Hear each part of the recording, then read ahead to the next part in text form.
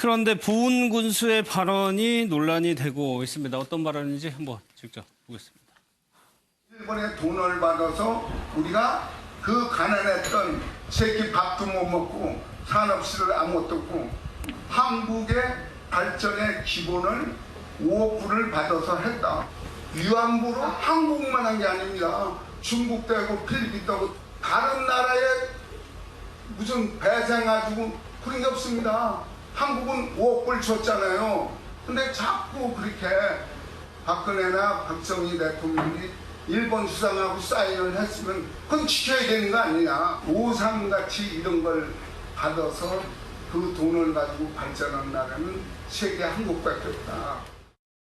군수도 뭐 당 소속이 있긴 합니다만은 계속적으로 이런 뭐 논란이 여기저기서 좀 나오네요.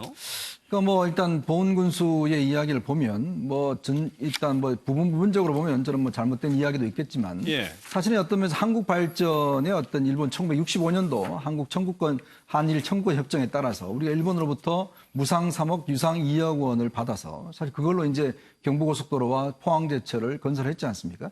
어떤 면에서 우리의 기업이 중공업 위주로 갈 수 있는 하나의 결정적 계기였죠. 사실 우리가 청구권협정을 박정희 대통령이 무리해서라도 합의한 이유가 당시에 경제 발전을 누리기 위해서는 사실 돈이 없었습니다. 이제 그런 돈을 사실 일본으로부터 온 것은 뭐 명백한 사실이고요. 그리고 뭐 여러 가지 부분적으로 논란이 있는 이야기 있습니다만은 저는 좀 더 김현종 차장의 이야기도 그렇고 사실은 우리가 한일 간의 이 어떤 갈등 역사는 오래됐습니다. 그럴 때마다 사실은 어떤 면에서 보면 우리의 리더들이 어떤 좀 봉합을 하면서 그냥 끌고 간 측면이 있습니다. 65년도 한글 청구 협정 체결을 했고 또 김대중 대통령은 오부치 수상과의 DJ 오부치 선언을 통해서 한류 개방이라든지 뭐 등등 일본 문화 개방이라든지 이걸 통해서 문화적인 영역까지 확대를 시켰어요. 예. 그러나 지금의 이제 문재인 정부 들어서서 일단 지금 위안부 합의를 일단 파기를 했고 그다음에 지금 지소미아를 파기를 했습니다.